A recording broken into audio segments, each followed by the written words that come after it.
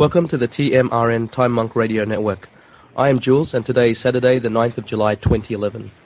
2011 will be about economic survival, while 2012 will be about physical survival. Today we have retired US military intelligence officer and foremost remote viewer and remote viewing teacher, Major Ed Dames.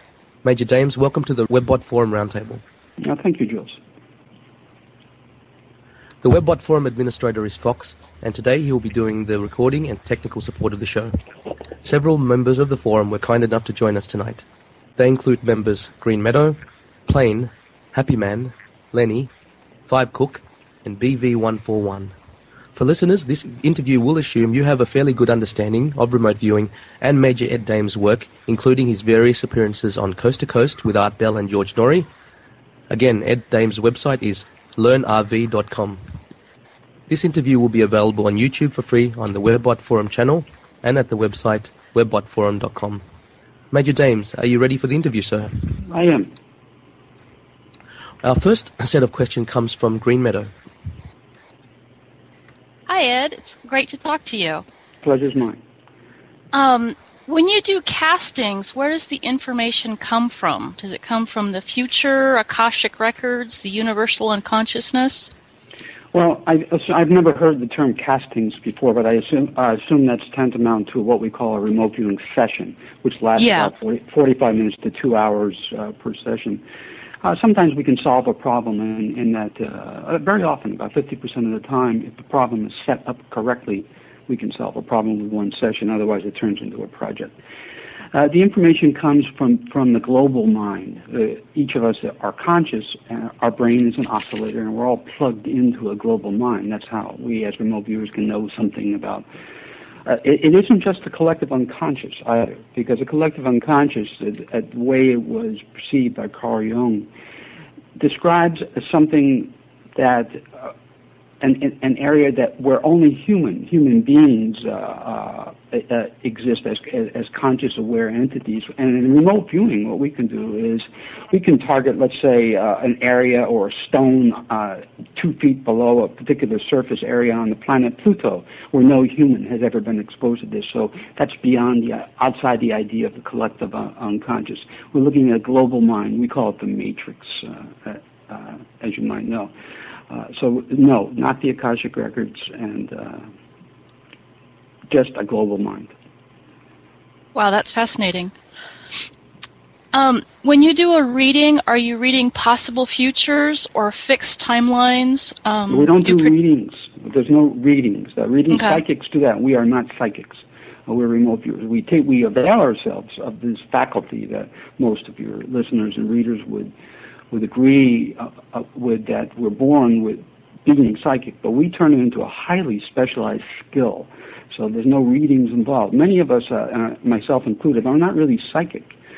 We can run rings around psychics in terms of performance as remote viewers, but we can't walk into a room, say, like a regular psychic can. Somebody that's gifted has a long psychic antenna by virtue of birthright, walk into a room and tell you based upon the way they feel if there's good vibes or else there was a murder here or something else like that. We are highly focused, extremely precisely focused, knife edge type of focus. So there's no readings. We're getting the information. Mind is outside of time. So we're using we're directing our conscious attention, and it directs unconscious attention to a particular target. I'll give you more about that in a moment. So there's no readings. It's very tantamount to searching an internet database search or any database. We're directing our attention to a target, a person, place, thing, or event. That's the first part of remote viewing, how to set up the search term. We call it a queue. The second part of remote viewing is the skill itself. Once we're locked on, which is immediate, by the way, within a couple of minutes to a target, we're downloading information from that in a very structured way. The third part of remote viewing is analyzing the information.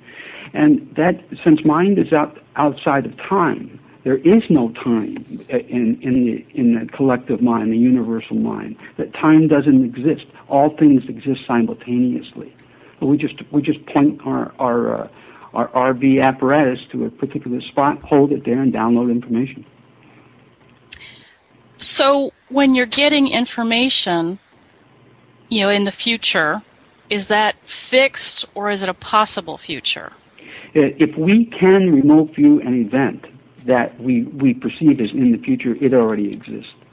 As far as possible futures and those kinds of things, I can only speculate. All I can say is that if we are able to download information about an event that is in our future, relatively speaking, because there's no time. Time is illusory in terms of this linear awareness that we have. If we can download the information, that event already exists.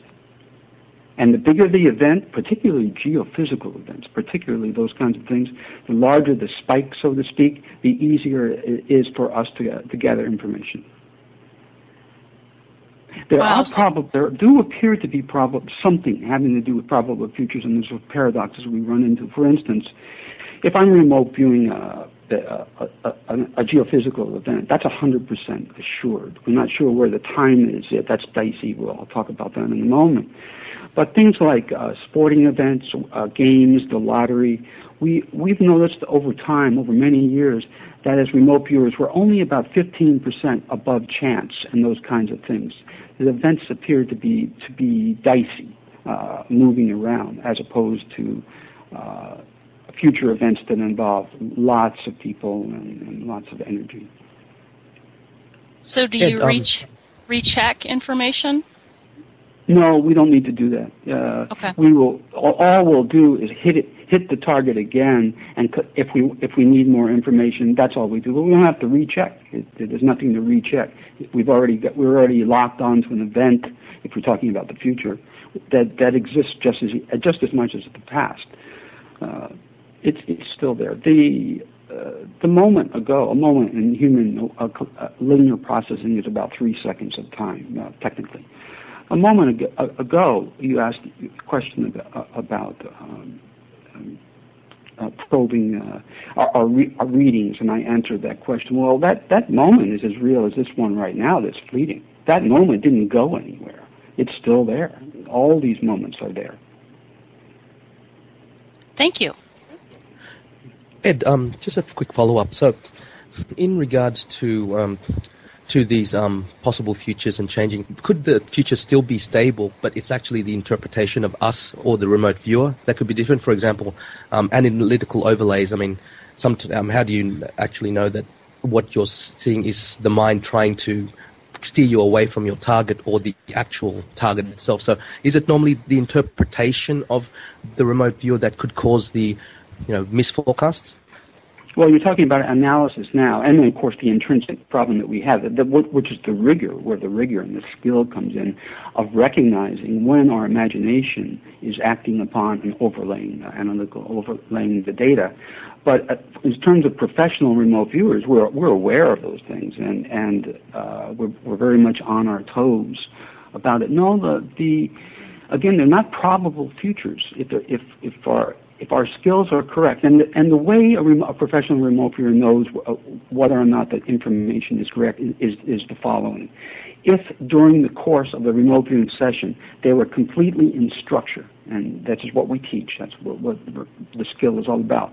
If their structure was correct, then as an individual, nominally 80% of the data that they produced is correct. We have a running error rate that we recognize, nominally around 20%. However, a team of remote viewers, where 2 or more skilled and trained professional remote viewers come up working independent of each other with the same mutually corroborating data, that mutually corroborating data we know empirically is 100% correct. And I think we had to be able to depend on this. I mean, when the CIA and the Army used it in life-or-death situations or where deadly force was authorized, we had to have a tool that was dependable. It couldn't be shaky. For instance, psychics didn't work. We couldn't use psychics. When a good psychic, even the best, is on target, they're really on. But when they're off, they're really off. And even they cannot discern when they're on and they're off. That's not good enough for government work, at least the kind of government work I was involved in. And I believe your team is a team of 16, I think. So are you saying probably around if 50% agree on a certain field that you're pretty confident that that's probably what the target is? No, again, as a project manager, if I were to take, and you don't want more than 6 viewers because it becomes information overload after that. So we never operate with more than 6 professionals against a particular project because the information is just too redundant and it takes too long to integrate and to collate data. It's not necessary. Any of the information, and that those individuals work independent of each other, and most of them work blind. They're not told what the target is. They're only given a target reference number, so they don't know if they're remote viewing the location of somebody's missing wallet or a stolen nuclear weapon or whatever. They have no idea what it is until they begin remote viewing. Then it's difficult to hide from yourself because your eyes are open. You're consciously aware of the flow of information, but you don't get involved in it because there's no thinking allowed in this process. None. The thinking comes when you set the problem up and later during analysis. So again, that mutually corroborating data we know empirically to be 100% correct. It's like playing the piano. Very much the skill can be compared to that. You don't think about the note that you just played, otherwise the music stops. You continue with the piece until the end. Yes, you're consciously aware of the music, but you cannot stop moving your hands on those keys. There's a pace and a cadence that in some stages is metronomic and in its pace. That's very, very important in our work. We can't pause to think, and we're not allowed to think. If we catch ourselves thinking, we know what to do during the session so as not to stop it, not to stop the session. Thank you, Ed. The next question is from Five Cook. Hi, Ed. I have some questions from forum member 4G2. You spoke a few minutes ago differentiating between the idea of being psychic and being a remote viewer. We had a few more questions just to draw more of a line. For instance, when a remote viewer goes after a target, is there a difference between an RV and an out-of-body experience? What would be the difference in your opinion? There's a huge difference. They're two separate things, very, very separate things. Before the discovery of coordinate remote viewing, and that was my job to take that out of the laboratory and into the deep, dark world of intelligence and massage it into a useful intelligence collection tool. Before that, we did use altered states, and we attempted out-of-bodies to collect information. But an out-of-body is an entirely separate animal. That's a very, very different modality, and it's not psychic. So the line is clearly drawn, and as far as we're concerned, as remote viewers there. Thank you. And also from 4G2, forum member, when you go to visit a target, that is, for instance, Mars or the Moon or anywhere, do you see any other remote viewers? Would you be able to distinguish another remote viewer if you saw one?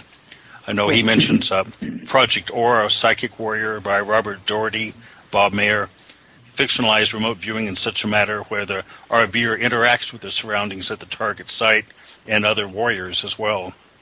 Is this possible in your experience? Well, first of all, we're not going anywhere. If you think of your brain as an oscillator and connected to a radio, which is your consciousness, then we're just tuning that radio to everything exists throughout time as patterns of information. Everything exists as a pattern of information. So we're not going anywhere. That's one of the reasons why it's not telepathy. Why, if I wanted to remote view you at your location or what you're doing or anything about you, you cannot stop me from doing that, no matter what you do. Navajo protection dolls or all that. Because I'm going to where you exist. I'm turning my attention, my unconscious attention, to the pattern of information about you. Think of it as a book somewhere. It has nothing to do with your physical presence. I'm going to your pattern of information. So you can't stop me from doing that, nor could I stop you from remote viewing me. So we're not going anywhere. If, in instances, there are two instances to follow up on your question here that I can address.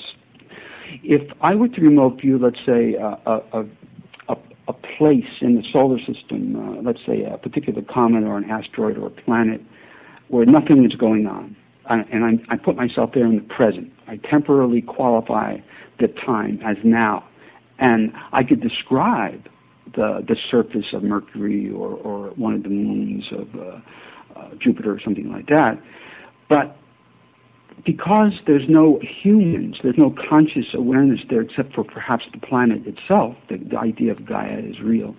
Planets are conscious. Suns are conscious too.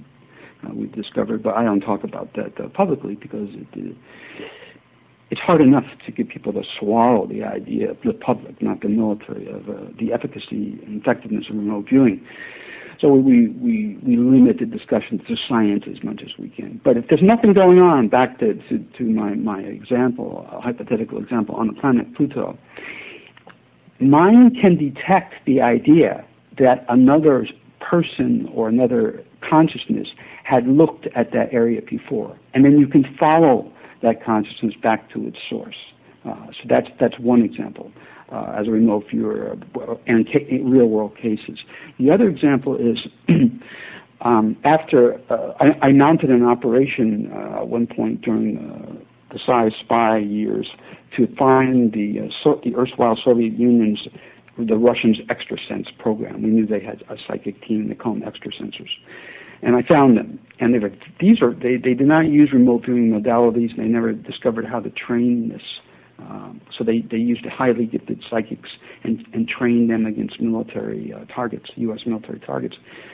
When we turned our attention as a U.S. team against the Soviet Defense Council meetings to go for the jugular, what are they planning, what's their intent, they would station one of these extrasense folks, one of these team members, in the meeting, right there at the meeting. And a very, very gifted psychic can tell if you are pinging them.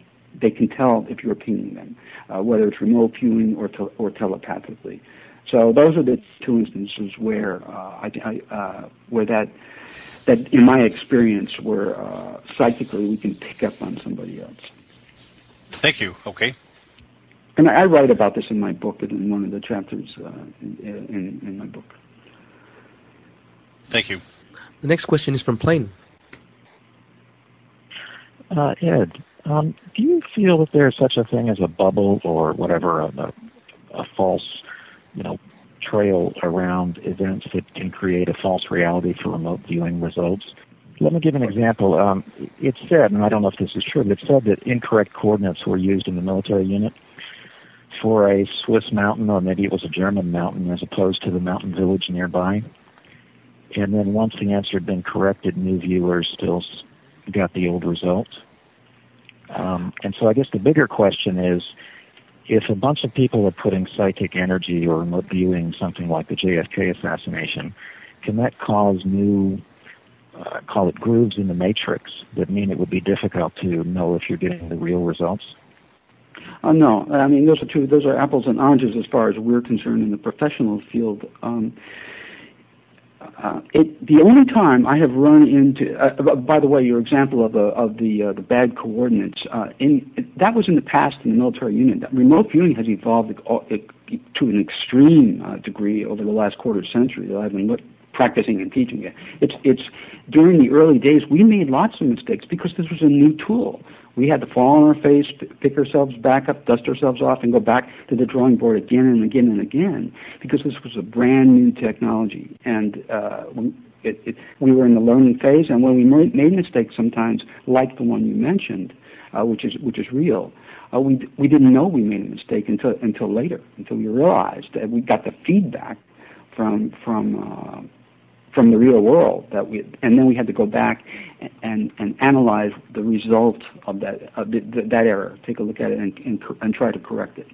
So it's come a long way.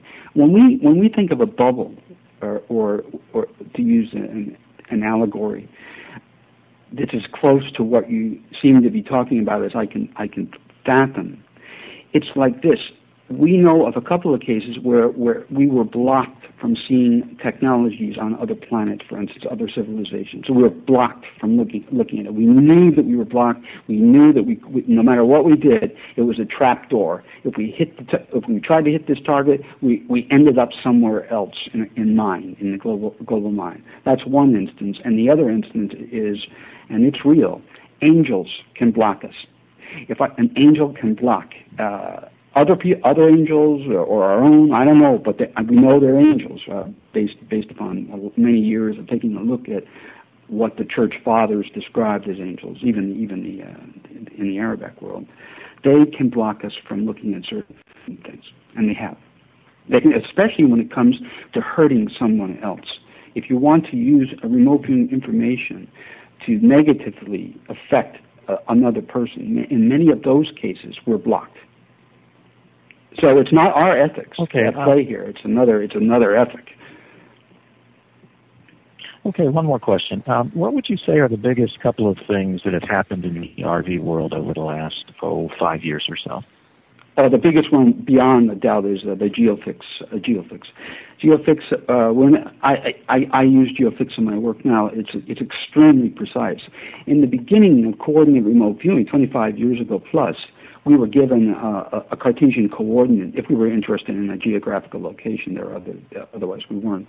We were given a geographical coordinate, and our viewer, when they turned their attention to that latitude and longitude, was spot on every time. There was never any problem. Unconscious would go exactly, precisely to that point.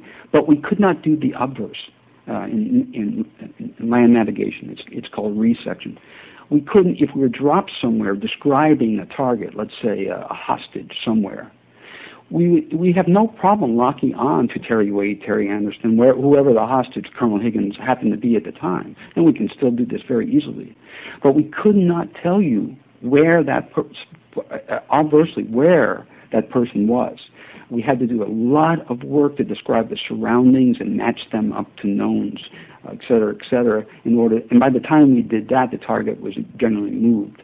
When we were trying to kill Muammar Gaddafi during the Libyan war, by the time my unit had analyzed all the information about where he was so we could direct blue light, that was the name of Delta Force before they became Delta, onto the target, he was moved. But now that's changed. And I was very interested in this because one of my hobbies has been missing exploited children. I've always wanted, my dream was during an Amber Alert to be able to identify the location of the child within 4 hours' time, because 4 hours is the average between where a child, particularly girls, are raped and murdered, always using a vehicle. So my dream has been to be able to locate them within that 4 hour average time to fatality. And now we can do that. It's an extremely important discovery in remote viewing. The way we can do that, and I'll be showing the public examples of that in the forthcoming year. And I would add that maybe one of the biggest changes in the last few years is more and more remote viewers are coming around to the dim perspective on the next 5 years. Yeah, it's a difficult thing to do, though. There's levels of skill out there, and you have to really be on your toes and have a lot of experience to be able to discriminate whether or not what you're viewing is real, or just how much analytical overlay your imagination got involved in the process. And then, even if your skills are very good, you can try analytically to drive a square peg into a round hole. We have an in-house word for this. These kinds of things, where the analyst will have a mindset that's not flexible. They'll want to force the information into that particular mindset, their own meme or their own paradigm, and that can be just as bad as ruining a remote viewing session because of lack of skills. So we have to be careful. Yeah, okay, we're very interested in looking ahead. And right now, most of my energies are spent not on looking ahead, but on prophylaxis and being proactive to prevent my own demise and my family's from what we know is right around the corner and happening now, or happening now. Well, you're not the only one with that view and that trying to do the same thing. Thanks, Ed. Pleasure. Thanks. Just following up from what you said, I remember in a Coast to Coast interview with George Norrie, you mentioned that you had remote viewed the devil, Satan, and that you saw him that you thought that he had recognized you. Was this similar to what you just discussed earlier with Plane, in the sense that the Satan was redirecting you to a different target, or was it something else that you found in the interpretation that you knew that he was sensing you? There are a few cases in my history where entities, not necessarily people, can sense that you're there and looking at them, and they react to that too. There's one other instance also too. It's an odd thing. If a person is sleeping and you're remote viewing them at the time when they're sleeping, whether it's past or present, they can sometimes detect you in their dreams, because we have access to unconscious only during periods of sleep or during moments of revelation, or using the methods that we use, the remote viewing methods that we have. Otherwise, unconscious doesn't play a part in our day-to-day lives. But when you sleep, you're there, you're immersed in that field. And there, if somebody is remote viewing you, you can detect it sometimes. And you can you can actually enter their dreams, and that's a real effect. Especially if you have a team of remote viewers that are doing the same thing at the same time to a person sleeping. So as long as, again, the intent is not negative, then that person who is dreaming now has you in their dream. So that we don't avail ourselves of that, because it's not very practical or utilitarian. What else? What was the second part of your question? Again? It was regarding Satan, in regards to how did you sense him? Was it through the analysis part that you noticed? No, it was not, because even we bilocate when we don't cross the line. The ideal in terms of a remote viewing is that half of your conscious awareness is connected to the pattern of information that defines the target, and the other half, you have to be conscious enough to keep the music playing, to keep that session information download flowing, right? So we don't want to cross that line. If we cross the line, the flow of information stops for technical reasons. It just stops, and I don't want to get into the technical reasons at this juncture. What I wanted to see if the idea of evil really existed, because the Columbine massacre in Colorado, it was the first example in history that I know of children killing children. There was no precedent for this in history, and I began to think, why? What is this? And I thought maybe this concept of evil and good really is real. Okay. I want to see what that looks like in the Matrix. So I chose as an example of what most of us would regard as a connector, having some connectivity to the idea of evil, as Satan, and that's why I wanted to see if it was real. What kind of information in terms of an idea template would I download by turning my attention to the concept of Satan?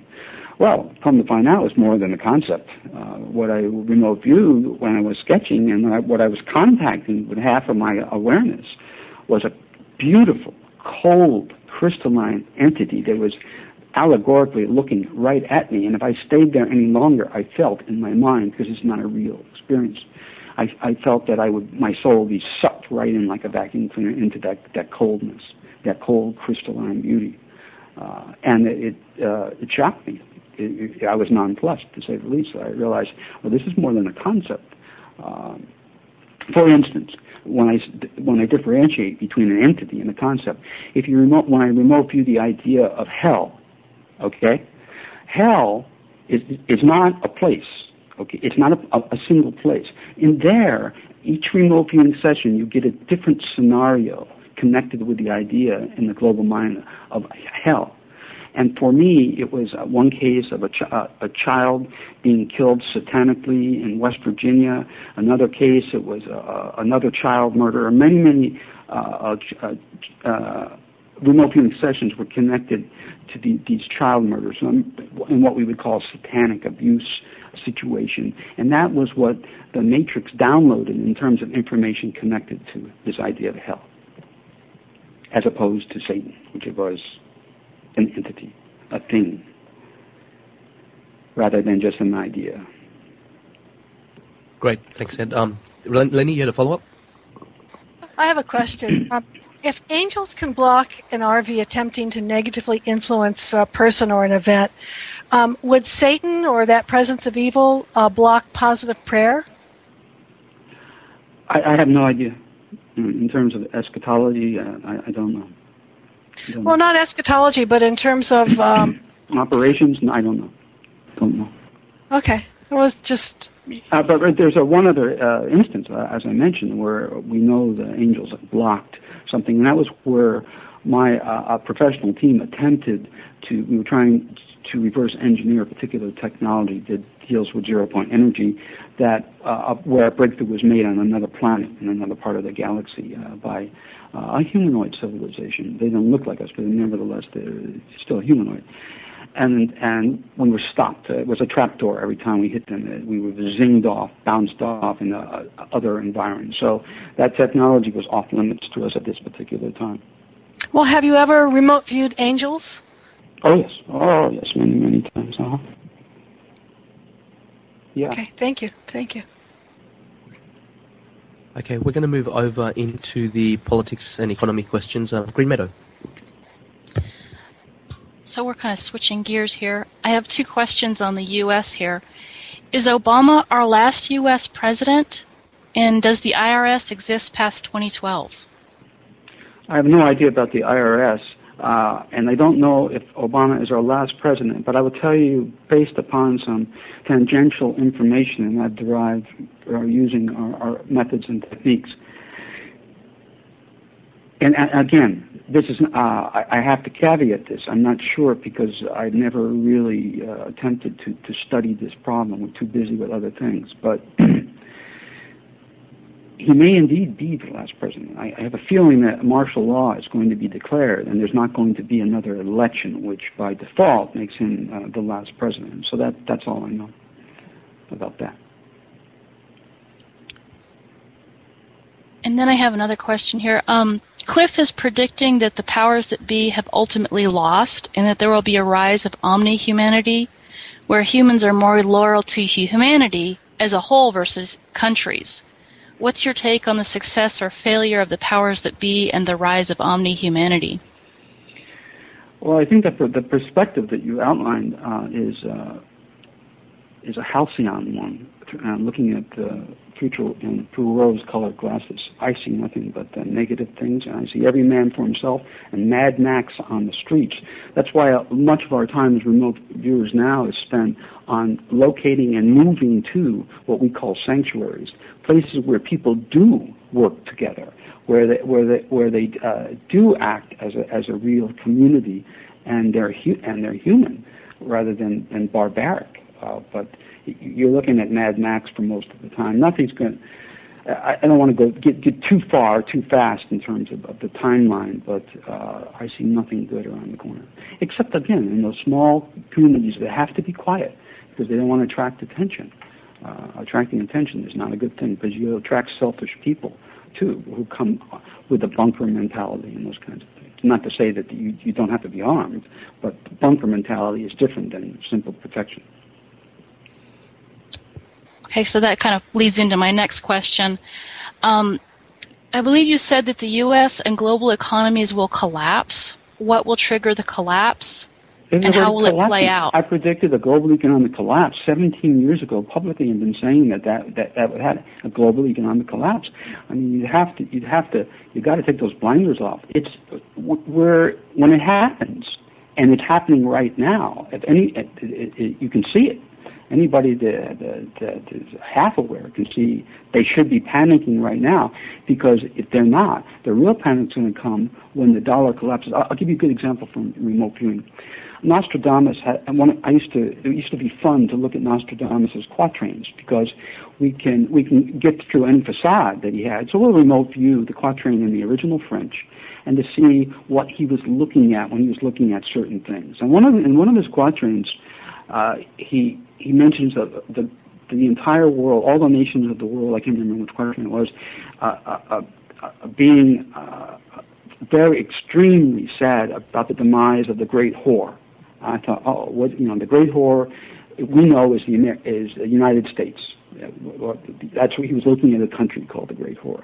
So we knew that through remote viewing, but I'm thinking, what else is he looking at? What demise are we talking about? Are we looking at a meteorite strike, an atomic strike, something like this?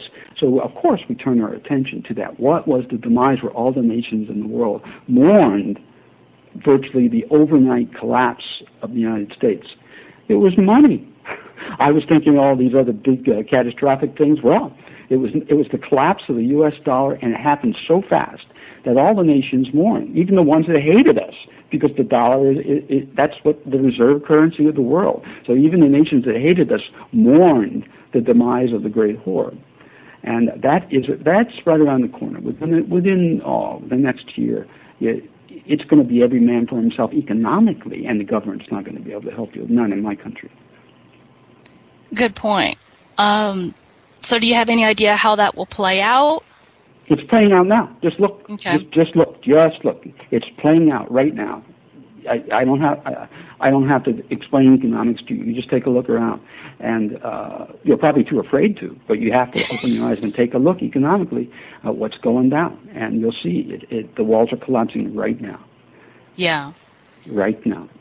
Cliff has been predicting something he calls a calorie economy, and we don't know how that will manifest at this point, but he thinks it's going to replace the fiat system. Well, what do you see coming? There won't be any fiat system because there won't be any infrastructure anymore. Okay. So until there is a new infrastructure economically, that whether it's fiat money or not, until that new infrastructure is there, it's going to be a world of barter. Okay. Thank you. Now, certain economies are still strong. Norway, for instance, has a strong economy. Australia, if they're careful, will be okay for a while. Canada for a while, but all the other that are really tied to the dollar. No. Thank you. Thanks, Green Meadow. Thanks, Ed. We're talking with Major Ed Dames from LearnRV.com. His last book was Tell Me What You See. That's Ed Dames from LearnRV.com. The next question is from Plain. Yeah, Ed, do you see any new energy technologies such as Stern or Andrea Rossi's e-catalyzer impacting the world of the commoner? Or do you see these new technologies as being vacuumed into the corporate military black hole? The newer, very feasible technologies will arise in those countries that survive economically. But for the rest of the world, it wouldn't matter because the powers that be are going to get swallowed up by what's coming. So it's irrelevant whether or not these new technologies if the powers that be would want to swallow them up as they have in the past. I know personal instances where they've made people offers they couldn't refuse, new technologies, and put them on the shelf. And in other cases, in the Arab world, the wealthy Arabs have been interested, knowing that peak oil is coming, in exploiting new technologies and trying to buy them and actually promote their use. But all that will become overcome by events, geophysically. Okay, thank you. Ed, on Coast to Coast in April 2009, you mentioned that Israel would attack Iran, and that would play out in an Armageddon-like situation. Interestingly, Cliff had two forecasts, one called The Israeli Mistake, and another linguistic group that had language showing 4 cities in Israel would be turned to glass. I and others interpret the last phrase to possibly mean 4 cities in Israel would be nuked. What does an Armageddon-like situation really mean? A limited mutual exchange? Yep. When the words Armageddon were used in Hebrew script, in ancient literature in the Bible, the world consisted of the Mideast. I mean, there was no new world. The world was the Mideast, and Armageddon would encompass the world, that particular world. You know what? I got to tell you, there's certain things I just don't want to look at and haven't. For instance, I'll give you for instances later, but that's one of them. I just don't want to see. I honestly do not want to see what's going to happen in the Middle East, so I haven't looked at it anymore. All I know is that war is coming in that part of the world, and I don't want to look at the consequences in terms of people right now, because I just don't want to look. Do you think this could be the trigger that finally collapses the U.S. dollar and economy, or is it something else, like geophysical? No. Nothing has to happen to collapse the economy, because the economy is collapsing as we speak. Nobody has to do anything. Nothing has to happen. It will. Something will happen that will accelerate this process. But the process, whether or not those things were to occur, is problematic. As facilitators, is problematic. We're going down economically. There's nothing that anyone can do. I predicted default 20 years ago. 20 years ago, I could see what was coming without even using remote viewing. But the things that will take us down pretty fast are accidents. Fukushima is the most tragic technical accident in history. And you know that I predicted that years ago, 2003, 2004. But one strong earthquake, a series of hurricanes, or the early beginning of a kill shot, solar flares taking out communications, no ATM machines, no nothing, no trading on the trading floor, the electronic trading floor. That will accelerate, certainly facilitate and accelerate our economic demise. But even if it didn't happen, there's nothing that can stop that demise, and you better believe it. I agree with you in general, but we have to give credit to the powers that were, because they seem to be holding the economy quite strongly, with printing money, etc. But thank you for that. The next one is from BV141. So we're going to be transitioning to the Earth and space changes, Ed, and the question's a little bit long, so I'll let you know when it's ended. So, Ed, on your April 11th, 2004 coast-to-coast interview with Art Bell, you ended the interview with a single-line reference to watching the People's Liberation Army impact on the United States at a time immediately before or immediately after viewing a planetary object in the sky. What type of conflict have you or your team been able to remote view regarding the People's Liberation Army activity on the U.S. and its impact of U.S. citizens? As an example, cyber attacks, missile launch, continental invasion of the U.S., or something else? That's the end of the question. Two things.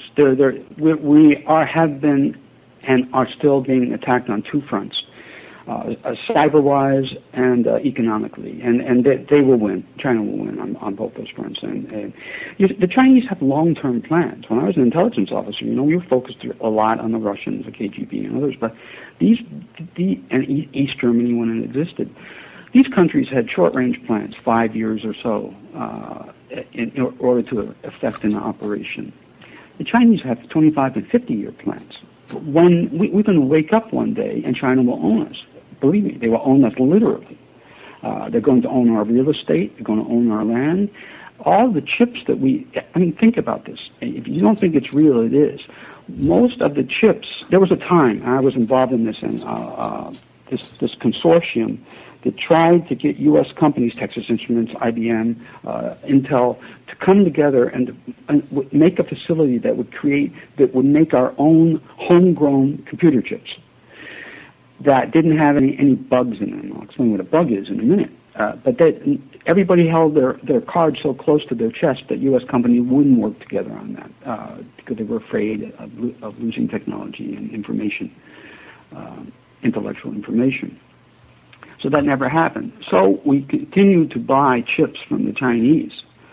Well, I got to tell you, some of these chips in our planes and boats and trains have little devices that can be triggered and that will shut them down. And now, of course, very quietly, the Department of Defense in my country is very concerned about this, but it's too late. It's already happened. And where are these chips? In which computers? In which aircraft? In which control system? In which radar control system? Where are they? So that's that second front I'm talking about. Economically, just look around. We're going to be puppets on strings very soon economically, and the Chinese will be pulling the strings. They are now. Okay.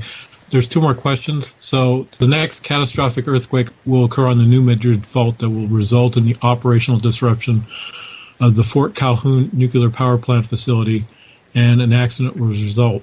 So, I don't think I talked specifically about Fort Calhoun, though.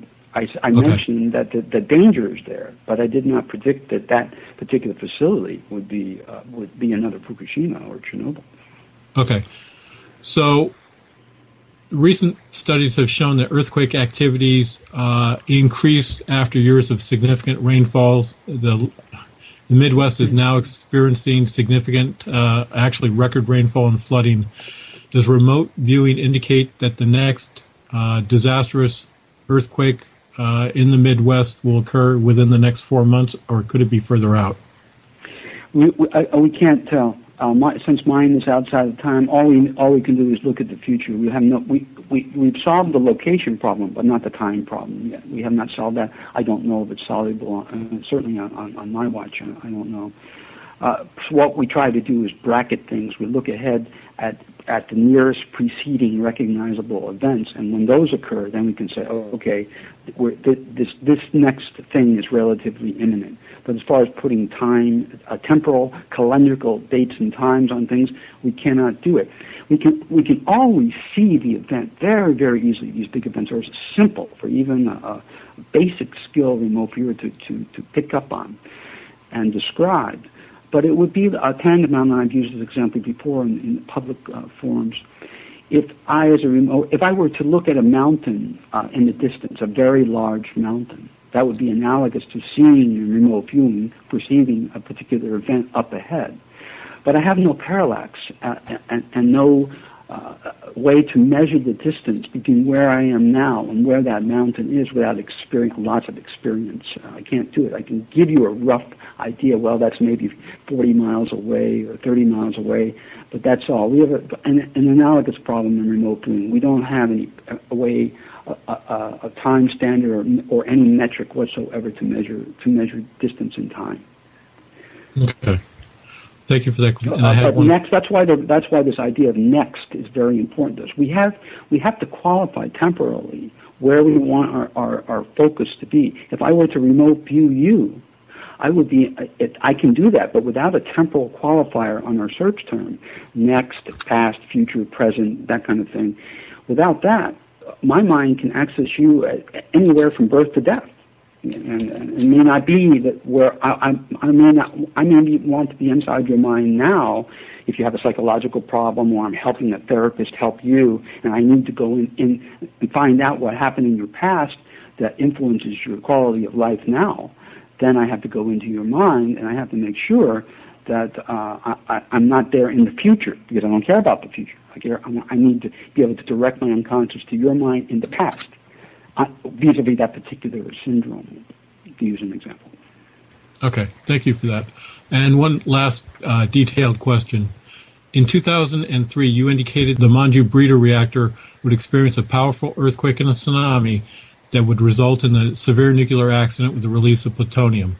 The accident at the Manju breeder reactor would lead to the Japanese government sell-off of U.S. treasuries in order to finance the cleanup, which would in turn collapse and destroy the U.S. dollar, leading to worldwide economic collapse.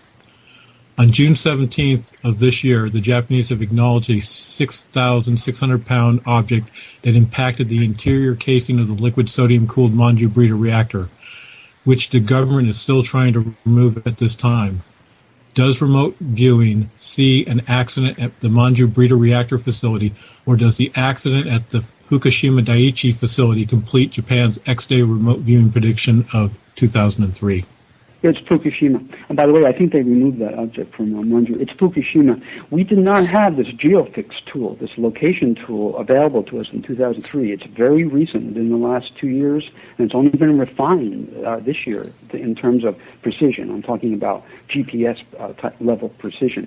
So what I had to do in 2003 is take my sketches and my team's sketches of the particular reactor and match them with all of the northern Japanese reactors that were there at the time. And the best I could do was say, well, these sketches look like Manju, and it's in the general area. But I was off. It's Fukushima. Okay. Now it's very different. With this remote viewing geofix tool, we can pinpoint the location, regardless of whether, even if it's a bunker that looks the same as 200 other weapons bunkers, we can say it's this particular structure that houses whatever or is going to blow up. And we couldn't do that then, especially if it's a homogeneous environment. Okay. Thank you very much for that detailed answer. Pleasure. Hi, Ed.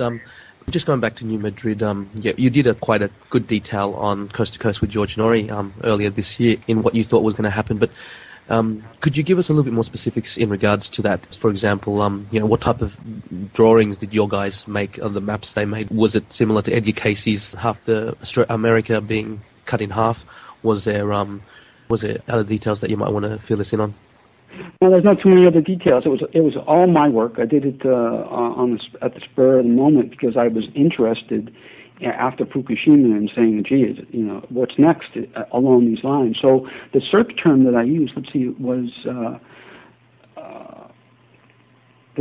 I didn't specify. Yes, I did. I specified North America, next major North American earthquake with mass casualties and destruction. I can't remember the specific search term. I have to go back to my records and look. But that's what led me. My sketches were of an area, just a wide area, and then I used geofix to pinpoint the area down to within about 3 miles, and that's what placed it right on top of the New Madrid fault, right there. So no, we don't have any other we don't get our imagination involved, and that's because that's what would happen if we attempted to take that little bit of information, as powerful and as useful as it might be, and expand upon it. We'd be using our imagination to do that. We'd have to go back in as remote viewers with a specific agenda, a specific focus on the extent, and we'd have to outline what we mean by extent and those kinds of things. So it's a very precise tool that's extremely focused in terms of what you want out of it. It would be, we don't go in with very often with a very general search term. We're pretty specific because that's the easiest way to analyze the information when you have specific detail.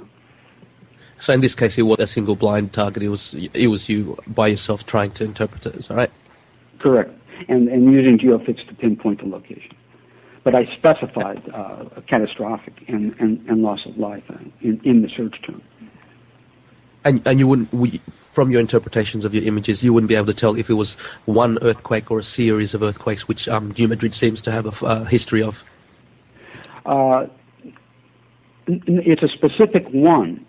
I did not a series. It's a specific one. For instance, the kill shot we know is a series of very catastrophic solar flares, whereas earthquake means just that, bam, one time, and it could be more. But what the matrix gave me was a bam, one-time shot, and there may be more than that, or there may be others that lead up to it. But the one that was specified by my cue was just a single, very large earthquake. Thank you, Lenny. You have a follow-up? Yes, Ed. This is Lenny, and I wanted to ask you about two things. One is you were talking about the chips that the Chinese are making, and I was wondering, well, what percentage of chips are in our transportation and in our energy systems and that are Chinese, and then what is the estimate of the percentage of chips that would be infected or manipulated? I mean, how big of a problem are we looking at? We don't know. We know we have a serious problem, but we don't know, and the rest of that's classified. The Department of Defense is on top of that. They would win the economic war 20 years ago. They knew they would win. They watched the U.S. become exactly the way the Soviet Union was. We're going to go down in a very similar fashion, and we're going down, and we're not going to come back up. There's going to be new world powers out there, new leaders, and it's not going to be us. Okay. Well, on a positive note, you were talking about the about the uses of remote viewing, and it sounded like you could actually do some psychotherapeutic work with remote viewing by going back and finding out what the incident was that messed up a person. Yeah, sometimes therapists and shrinks don't like us to do that because their money stops if they can solve the problem. So they like to keep the patient coming in. And I'm not being facetious. I'm going to be real about this. But if it's a psychosomatic problem that's very serious, let's say a child who's been raped either once or repeatedly by a family member and locked that up. Well, that's going to affect quality of life as an adult. Or let's say a person has agoraphobia and doesn't know why, fear of open spaces. Remote viewer in 40 minutes can solve that a problem like that. Go back, look at the cause of the agoraphobia, and it could be we could sketch a little girl and describe a little girl waiting for a school bus being attacked by a large vicious dog, and that bus stop could be in a big open space, and every time she's in one, that memory comes back that's locked up of this dog, and she doesn't know why she's reacting that way. Well, remote viewer can go right back in and sketch the etiology, whether it's a one-time event or a series of the problem. So a very effective tool, and hypnotherapy and other forms of therapy can't do it. They take over and over again. Sometimes it works, sometimes it doesn't. But what the business we're involved in is direct knowledge. There's no middleman. There's no red tape. Cause and effect, connectivity. Thank you very much. Pleasure.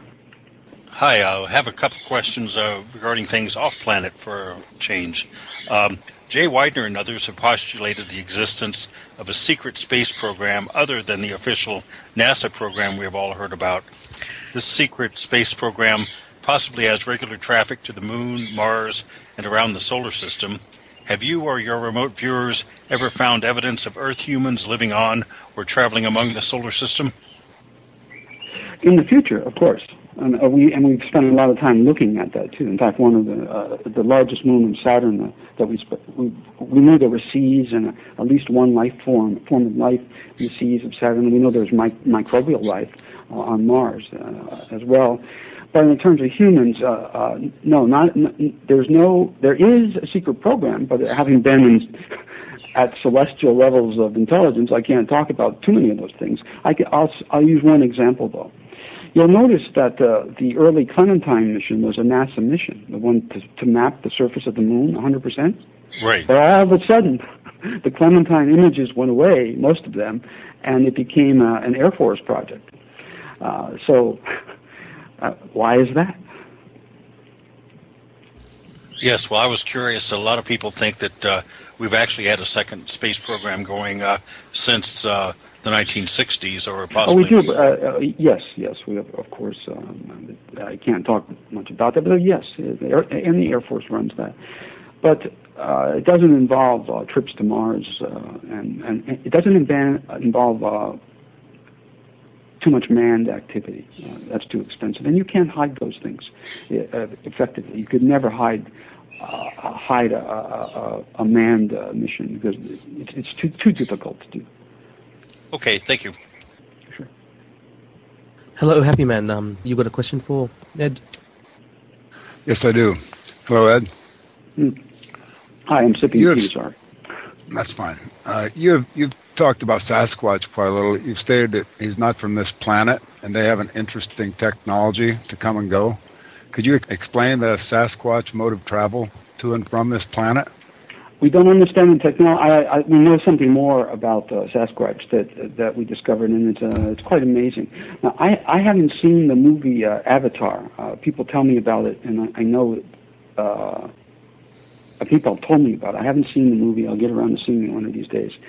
But that's what the Sasquatches are. They're avatars. The way they look is the way they really look on their home planet.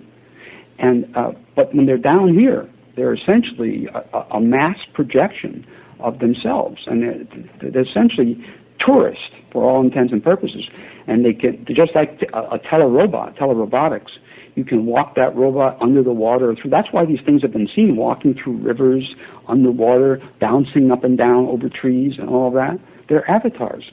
They're duplicates of the real thing that is on their home planet. The technology they use to do this is beyond me. We can sketch and describe as best as possible some of the devices. They're very interesting. They look like capacitor plates that are lined up in space, and somehow that's the part of the apparatus, if you will, that allows for this to happen. But as far as the technology is concerned, you got me.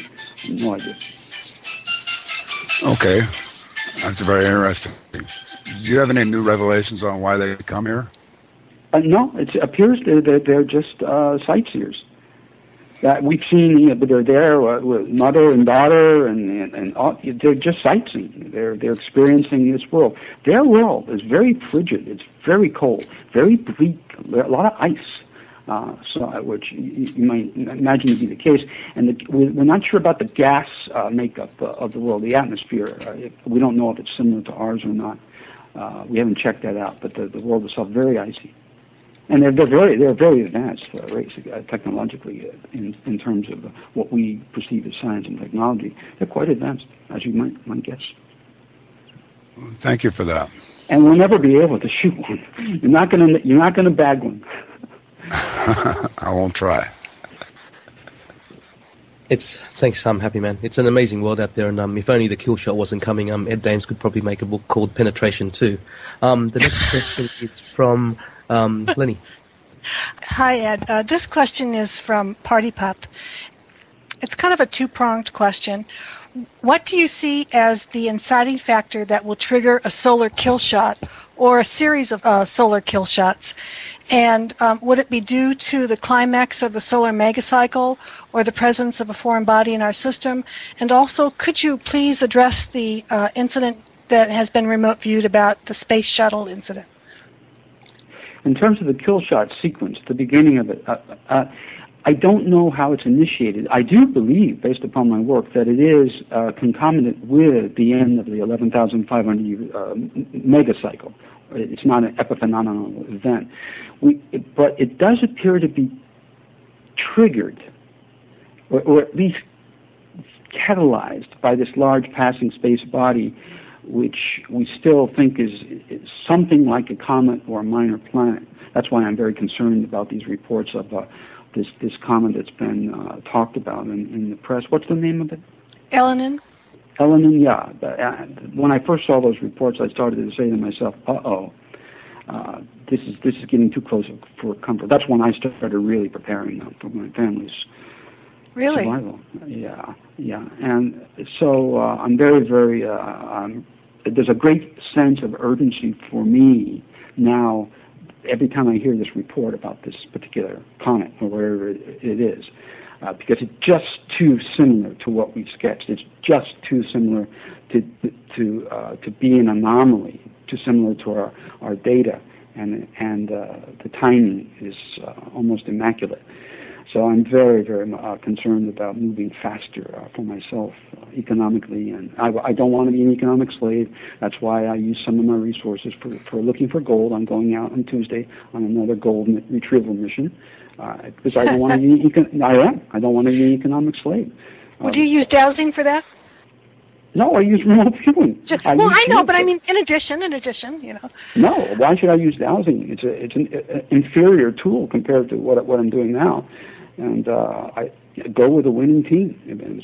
So I can pinpoint either caches of stolen loot that are still out there, or ore bodies, or nugget fields, whatever I'm interested in, using remote viewing. You know. I think that is really cool. I want to just go back and just kind of ask you, the killer shots and the asteroid possible or foreign body, you were mentioned something in one of your talks about 30 to 40 degrees latitude, or 40 to 50 degrees latitude.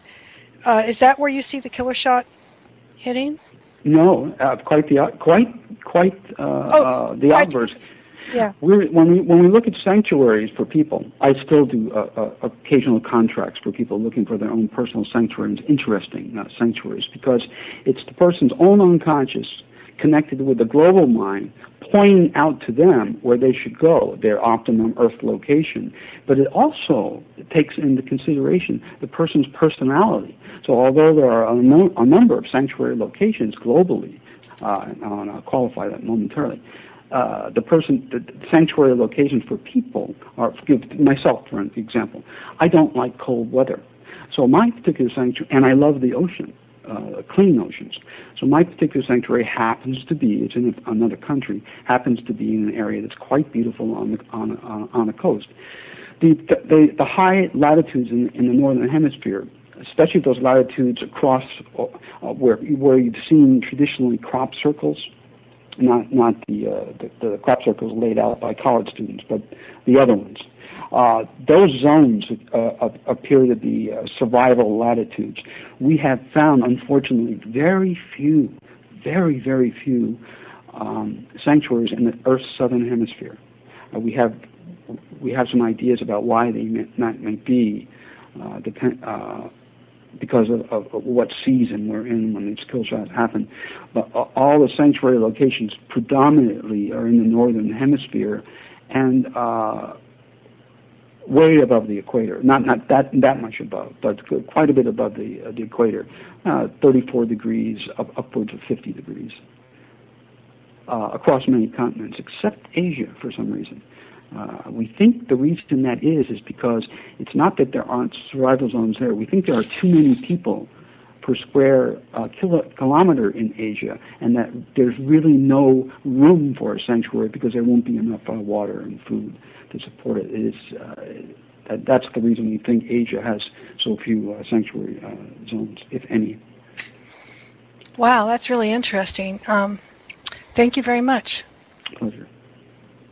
Thanks, Lenny. And interestingly, Paul Smith, another remote viewer, actually does like dowsing, so each to his own, I guess.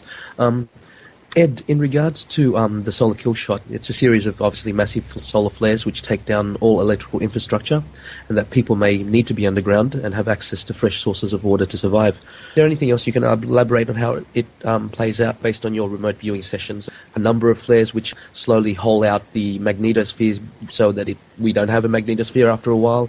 Does the proton burst flip the Earth's magnetic field? Will polar ice cap melt? Obviously, volcanoes will probably erupt. Can you give us more information, bearing in mind that we know that you've got a new DVD coming out on the solar kill shot as well? I just don't have any more information. The complexity of the problem, the complexity is so great. The permutations involved in just the adiabatic heating alone of the atmosphere, not to mention all the the rest of the geophysics, are so complex. There's nothing more I can do. That's why our attention is on individual sanctuaries from this, because by looking at the sanctuaries, we can tell where survival zones are by looking at individual sanctuaries, seeing the patterns and extrapolating from that. We can see how the ranges of how big this event is going to be, and it's going to be huge, just huge, because these sanctuary locations are all they're concentrated and almost in many cases are far inland. I mean, North American coast, both the western and the eastern coast, close to the coast, there are no sanctuary locations along either coast. They're all inland, in Appalachia or near the Rocky Mountains, really where solid mountains are. Alberta, Saskatchewan, nothing in British Columbia, which surprised me. So I guess I can't go too much more into it except to say that it's going to be really hairy, and you've got to be able to know where to go when you can't fill your car up with gas because the pumps aren't working. You can't get out of the cities if you're in one, and that's going to be deadly for many people. You need to know where to go because you'll have some time. You'll have some time to go to and to a sanctuary location. And get there for most people. But if you don't know where to go, even if you can go somewhere when this starts to happen, you're still screwed, especially if you're in cities like Oakland, California, or where barbaric situations will occur almost immediately. So I guess the technique is not to try to remote view the kill shot itself, but remote view life after the kill shot. Now, what is life after the kill shot? I guess you said the barter economy, no electricity, human population very low. Is that what you're saying? And Mad Max scenario at first, but a lot of humans will die because of dehydration and starvation. That will be generally the number one killer, because the water will evaporate. I mean, water supplies will go. They'll shift. Aquifers will shift also because there'll be tectonic shifts. We even think there's a slight pole shift, a geophysical pole shift as well. I'm not talking about simply magnetic pole. So most of the deaths will be in metropolitan areas from just chaos, from rioting. The predominant deaths, though, will be from dehydration and starvation, particularly in what we recognize today as the third world countries that are already suffering from this. And One slight change will do it for them. Again, the southern hemisphere is not the place to be when this happens. We're speaking with Ed Dames from LearnRV.com, and we'll just go for a quick 1-minute break. Thanks, Ed. Hi, we're back on the Time Monk Radio Network, and we're speaking with Ed Dames on LearnRV.com. Ed, in Cliff's work, like yours, dates are difficult to nail down, but temporal markers are an easier way to gauge when an event may take place. In a previous Coast to Coast interview, you laid out the dominoes as the unthinkable event, US defaults on its debts, and the global financial collapse. This is concurrent with a worldwide influenza pandemic, then the use of nuclear weapon in anger by North Korea in a short war which China resolves, then the kill shot. In your timeline, where do other events fall into the sequence, which are a US space shuttle is forced down, damaging New Madrid earthquakes, crustal shift? And are there any other events we should look out for? Well, essentially, it's a confluence of events. It's all the stuff hitting the fan in such a short span of time that it becomes confusing even for the best of remote viewers. And the biggest event, though, is the kill shot, because that's a global catastrophe, an absolute global catastrophe that kills most people. And that's the indicators and warning role that we have as remote viewers. What are the deadly events? Because we're trying to protect people's lives. We're trying to get the word out, hey, this is coming down, make some choices or not. And the big one is the kill shot. All the rest of the events are they're almost back to back in terms of the next 2 years. So they're all being clumped together, and it's becoming difficult for us now to put any sort of timeline together because of this confluence that we're talking about. And there's no time to do it anymore. We have to start taking care of ourselves, because you can't help other people if you don't take care of yourself. Is there a particular event that would occur that you're really quite confident in that will occur just before the kill shot? Is anything that could maybe alert us that the kill shot's nearly here? No, there isn't yet. I mean, we could try to do it, but the thing I know for sure, that I feel, not for sure, but intrinsically, I feel strongly about analytically, and I'm very concerned about, is that the scenario that we outlined about the kill shot is concomitant with this large passing space body that passes between Earth and the Sun. And here comes this comet that people are talking about, and that's the thing that makes me feel with a great deal of certainty, personal certainty, that we're on the cusp of this particular series of events, and it's time to start digging in real fast. Because if I'm not mistaken, that comet, I haven't studied, is supposed to be in our neck of the woods by October, if I'm not mistaken, that first pass through. So that gives me a personal timeline in my life. I'm moving. I'm moving allegorically, and I'm moving physically. Cliff actually had a question. Are you still in the stands, or are you back in America? Say again, please. Yes, Ed. Cliff was wondering, were you still in Ukraine, I believe, or are you back in the US? At the moment, I'm back in the Sacramento area, which is my U.S. base of operations. I live near the Russian border in Ukraine, Lugansk, with my fiancée. Fantastic. Okay, the next question is from Green Meadow. Hi, Ed. There have been many predictions of water inundation. What do you think is the cause? Global warming, ice age, pole shift, expanding Earth? Well, we know the Earth's core is changing. It's changing. It's changing in terms of mass and in terms of its electric value, whatever that means, magnetically. So that could. That's one thing we know. As far as the rest of the geophysics, I don't know. I believe that the weather changes we're seeing, which I predicted 20 years ago, that they're going to be so fast and furious, and the vicissitudes are so great and so fast with regard to weather changes. We're just not going to be able to grow food crops above ground anymore. They have to be in controlled areas, and so the vicissitudes of weather change are going to really preclude growing any crops the way that we've traditionally grown them en masse, big food farms and those kinds of things. So that's going to be a cause for starvation right there.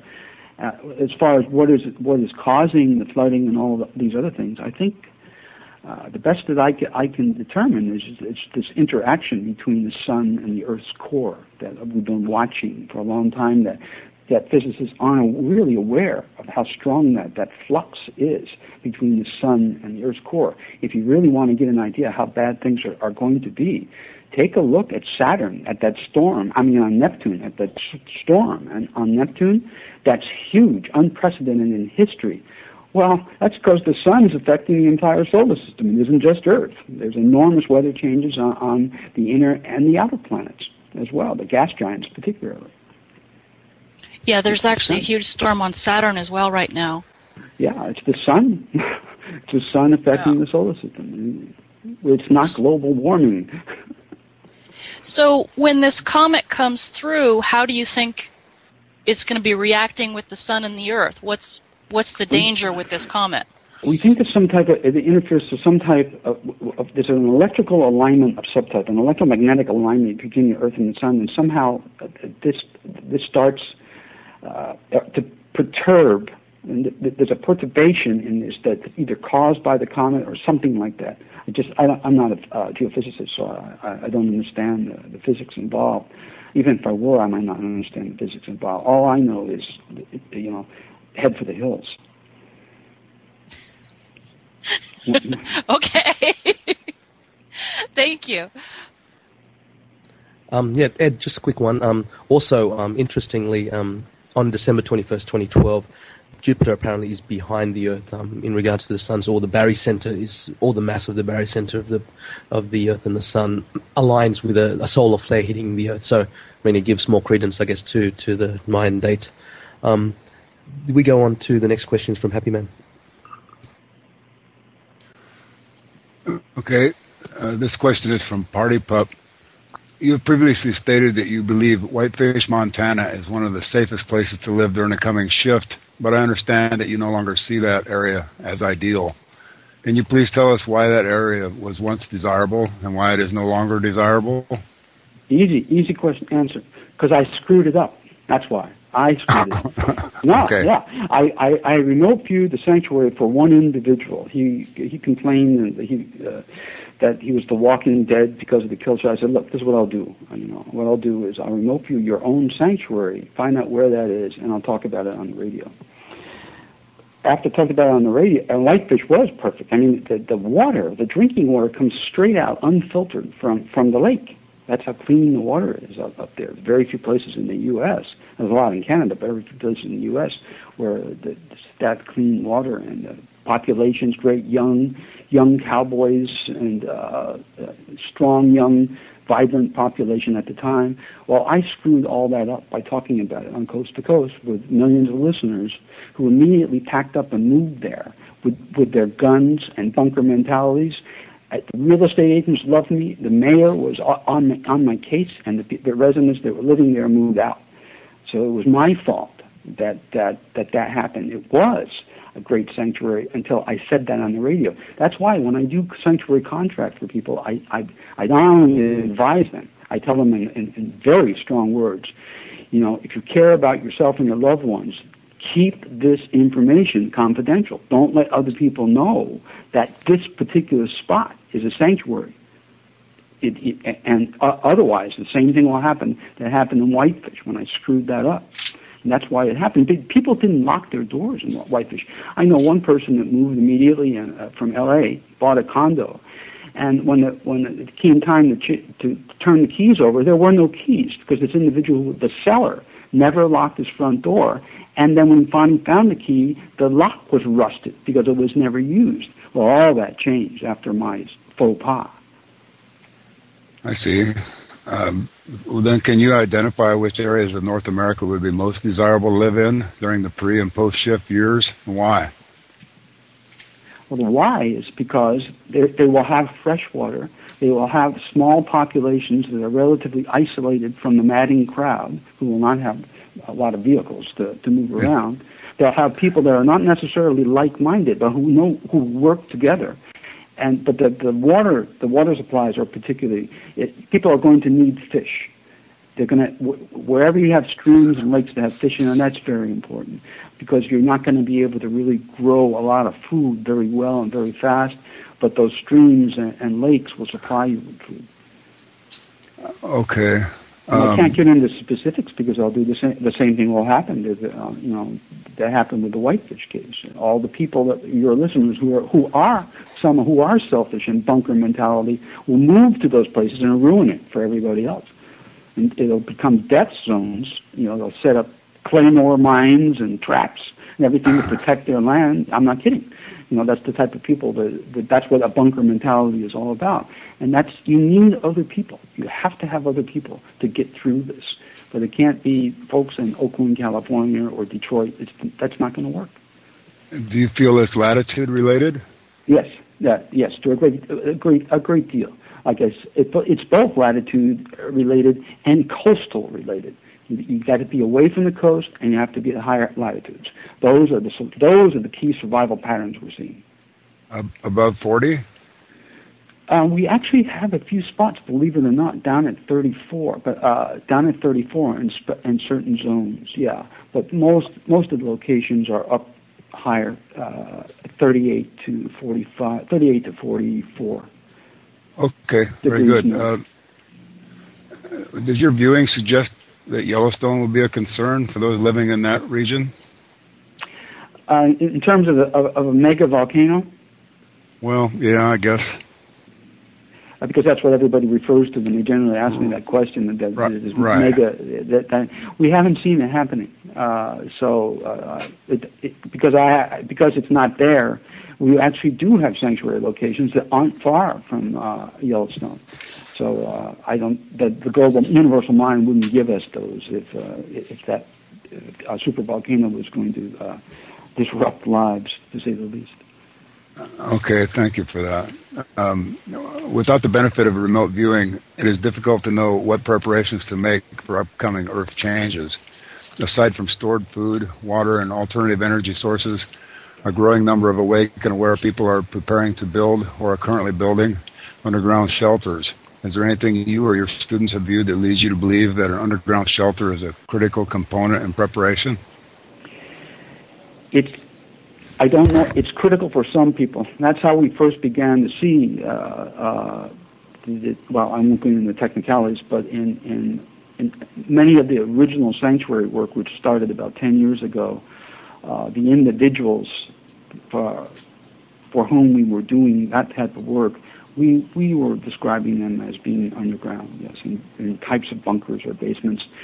But again, it has to be in the right place because your supplies are going to run out. You're going to have to come out of that bunker sooner or later. And what are you going to come out to? It better be with neighbors that help each other. And to go fishing. Right. Okay, thank you for that, Ed. Ed, I'm not sure if your group has remote viewed it, but if you were gonna remote view it, or if somebody else wanted to remote view it, what would be the search terms for say the next mega volcano eruption? Would that be what you would look at to see what the next big one would be, like a Yellowstone? No, we wouldn't use the term mega eruption because we don't know. We haven't experimented. We don't know how with the term mega. We don't know how the matrix would adjudicate that particular term. So that we wouldn't want to go in with an experiment. We'd have to also isolate the search. What would be the intent? Would it be globally, North America, Europe? Globally. Yeah, globally? I'm pretty worried about. Yeah, Lake Taupo in New Zealand, that's quite close to Australia, and that's a mega volcanoes as well. So, yes, globally. The best that we could do is to describe the next catastrophic volcanic eruption. And we know the catastrophe and catastrophic. We know how that's adjudicated and interpreted by the matrix, so that's not an experiment. And we know that eruption and volcano are adjudicated the way that we would normally define them. So those are not experimental search terms, so that we would use that. But we can also isolate it to regions, like New Zealand. We can actually isolate it to a country and a region. So your intent there. You say globally, but the words that you said after that were New Zealand. So I know what you're thinking now, because you just told me. So we wouldn't waste time looking globally. We would specifically look at New Zealand. It's interesting about Christchurch, because believe it or not, that's one of the best cities in the world, because it had this mega catastrophe. But if that were to have happened, it says a lot about the people in New Zealand. Wellington, New Zealand, when it had that big power outage about 20 years ago, the cops had their feet literally on desks for 6 weeks until that problem was fixed.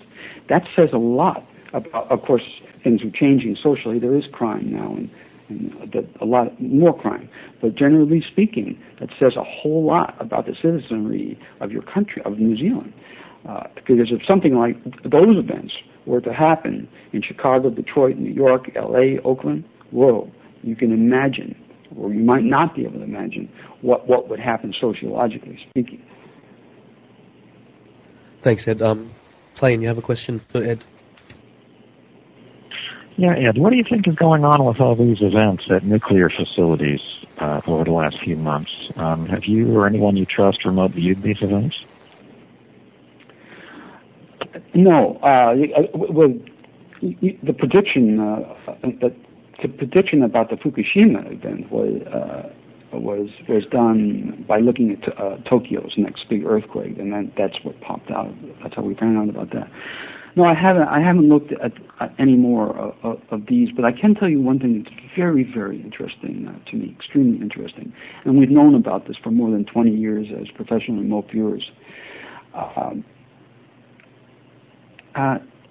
UFO activity, and I'm not talking about U.S. Air Force or Russians, but I'm talking about somebody else's UFO activity, has been extremely interested in nuclear stuff since the 50s. They know, that system knows where every warhead is everywhere. They know everything, and they do have an apparatus. We've seen it at work once. We watched. The Israelis didn't have any place to test their nuclear weapons. Oh, excuse me, they don't have any. They didn't have a place to test any nuclear weapons, so they had a secret deal with South America, because you need a place to test them in the early days. You couldn't use hydrocoded, dynamically model it. You had to test it someplace. So they had a secret, they had a collusion, an agreement with the South African government at one time, and they tested a weapon there. And we saw this thing leave the moon at the drop of a hat. It looked like a big three-sided pyramid with it'd be hard to describe. It looked almost flexible, and come down and actually vacuum up the radiation from that test and go back to the moon and turn it into electricity. That we did a lot of study on this. What did it do? It scooped up the radiation somehow, vacuumed it, and turned it into what we perceived as electricity. So not only do they know where these things are, but they have ways of managing it, because it is the most disastrous thing in human history. We're not only talking about the madness of nuclear weapons, but the disaster of nuclear power alone. The half-life of plutonium is 10,000 years, and it sterilizes the Earth as a garden.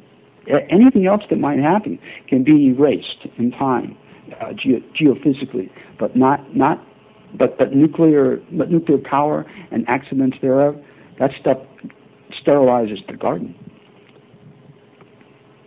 And a couple of related questions. One is, with this, interest, UFOs or whatever, have you ever run into, I guess, what we would call a post-World War II Nazi presence that has had an interest in American and Soviet facilities such as nuclear places? I mean, there's kind of a growing theory that there is this third force after World War II that was probably based in South America.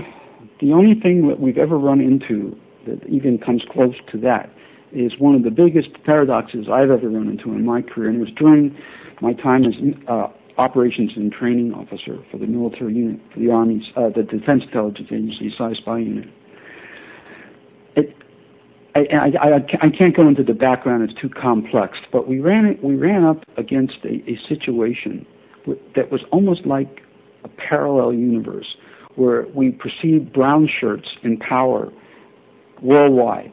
In other words, the Nazis Germany had won World War II, and brown shirts were in power worldwide. Every government, they were brown shirts, Nazis. But if you look around us, and that wasn't true. And we did some research there. Why? How? What are we looking at? Where did this come from? And it appears that, and I don't like this. I'm a simple man, and this is too complex for me to really get my teeth into. But it looked like the Nazis were going to win World War II, but something stopped that timeline, truncated it somehow. And that's all I know about it. Very, very strange. But the universe is a strange place. Life is strange. Reality is as we know it, is just superficial, as most of us know it. Reality is, the transpersonal reality is far more interesting. Okay, and then one last thing about the whole nuclear question. How do you see this playing out for Japan? Is Japan going to be a survivable location? Are they going to sell their dollar holding? I mean, is Japan going to collapse economically that will thereby bring the U.S. down? No, the U.S. is going down independent of whatever happens in Japan. U.S. economy will collapse. That's a done deal. It's already done. It's going to collapse. Japan will of course catalyze it. They have to sell off there, and they're lying to the people of northern Japan too. There will be the next generation of children will be grossly deformed. Take a look at what happened in Chernobyl. I don't live far from Chernobyl in Ukraine. I live in Lugansk, which is not that far away, but the radiation levels are much lower now. But northern Japan will be a no man's land, and there will be many, many people there. Well, may I follow up as having a personal interest in it? Would you say that Japan is really not a survivable location for the coming period ahead? Northern Japan is not because of radiation alone. But we don't have any sanctuary locations in Asia and East Asia, again, I think because of population densities, and for reasons I've outlined. Even if there is water and natural sustenance supplies in the area, the population densities are so great that they'll consume it faster than not. And that's the reason we think we're not seeing a lot of survival zones there, because of population density. Okay, thank you. I would point out that Japan is a very, very city-oriented country now, and that the rural areas, are hard to get to with mountains and so on. There's very low population and plenty of water and what have you. I'm aware of that. So I'm just saying that sure. I haven't had that many Japanese clients. Most of my clientele, for whom I've done personal sanctuary contracts, have been Australians, Canadians, Americans, and Europeans. Very few Asians, because they're not aware of remote viewing particularly, and Latin American and Mexicans people. Okay, thank you, Ed. Appreciate it. Pleasure. Ed, this is BV141 again. I have two questions and one off-topic question. So the first question is, clearly water will be a critical element in survival given the atmospheric heating seen by remote viewers.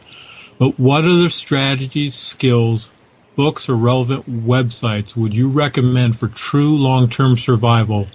And how are you personally preparing you and your loved ones for what is potentially a multi-decade survival situation before an advanced civilization comes to assist us? Well, I'm not going to recommend websites. Anybody that goes on the web can find those for themselves, and they all basically say the same things. So that's a no-brainer in terms of food supplies and those kinds of things, survival stuff. But you still have to be in the right place, and otherwise you're eventually screwed in the long run. And the right place, again, has to be the way I've described it in terms of sanctuary location. What am I doing? First thing I'm doing immediately is I'm harvesting gold. About 25% of the mined gold in the history in human history is lost. So that lost stuff becomes my bank, and it's worldwide. So with remote viewing, I can locate caches of gold and things like that, and natural gold. So gold will be a very sellable product. It will be one of the only things that you can use for mining globally. So that's what I'm doing. I'm gathering up some gold, and then I'm preparing to move myself and my family to my own sanctuary location somewhere else in the world. Okay. You need to be there by the beginning of 2013. If you're not in place by the beginning of 2013, you're virtually doomed. Most people are doomed, especially if you live in the cities. You've got to get out of the cities, with the exception of places like Christchurch. Christchurch is not only, they're well prepared mentally for anything now, and you've got a great, a good citizenry. So they're places like that are the exception. Norway, the entire country of Norway, is very similar to Christchurch in that regard too. You have a well prepared, well educated society, very well educated. So Ed, how did you go about your gold harvesting? Is it just remote viewing locations of gold stashes that were lost, or correct? How? Correct. Yeah. Okay. Exactly. I first started out with just general gold locations where there were rich ore bodies, but I have no time nor interest in being a miner. So when you go there and you have this nice quartz vein, gold vein there, you've still got to be worked, and there's not enough time to do that. So what I did was began concentrating upon stolen and lost gold that hasn't been recovered, and it's got to be accessible. It has to be it can't be on private property. Okay, so I limited my searches to those types of things. Okay, and as a follow-up, how do you feel about silver? Same as gold. Okay. Same as gold, except for just one little thing about silver. For those of you who haven't thought about it already, silver is very heavy. I mean, in terms of value, you have to have a whole lot more mass of silver to equal gold. So, and that's nice for one thing. If somebody tries to steal it from your garage or your house, it's more difficult because it's heavier. But on the other hand, if you try to travel with it, it's much heavier than gold, and it tarnishes. Gold is the noble metal. It can be under the water, the ocean, anything for years. It may get a patina on it, but not like silver. Silver tarnishes, turns black. That's true. Okay, and the second question. So, is it possible for remote viewers to see events occurring in parallel dimensions or universes and mistakenly believe it to be events occurring within our universe? So I will use your example. You discussed a potential RV situation where the Nazis might have won. Is it possible that you could have remote viewed an alternate universe and come up with that answer? I don't know. Okay. It's the only time I've ever run into it in my career, and it's very non-plussing. Because I like things to be simple and elegant, but it was there, so I have to accept it. So I don't know the answer to that question. We just haven't run into it other than that. Okay, and Ed, I have one quick off-topic question. Have you remote viewed the cause of autism? Gee, I have been asked to do that a lot of times, and I mean a lot of times, by people. I haven't done it. I have not done that. Okay.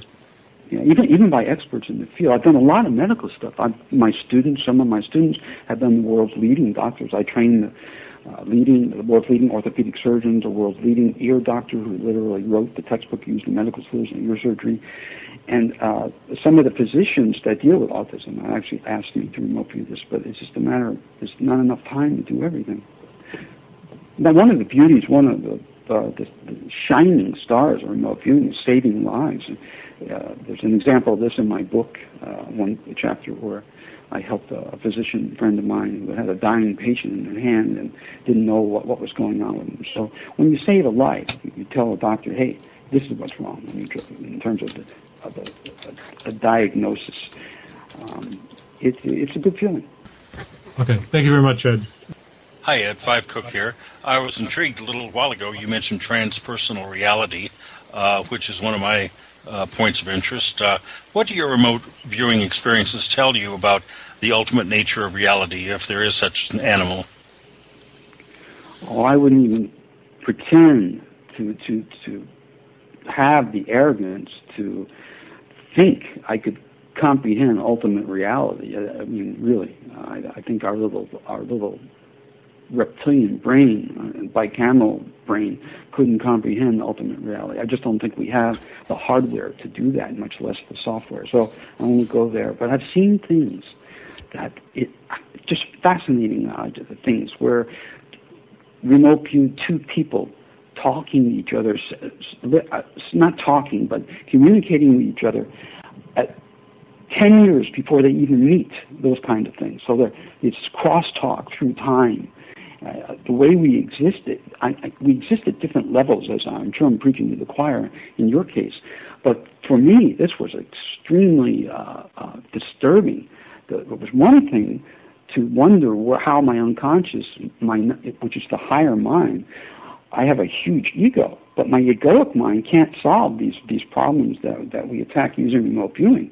And for me to run up against my unconscious, my supermind, non-egoic mind was very damaging to my ego, very threatening to my ego. So I had to learn how to live with that there's a part of me that knows better than the egoic me, and then to discover this other part that transcends what our world, our reality, where we seem to be living somewhere on another level. This is very, very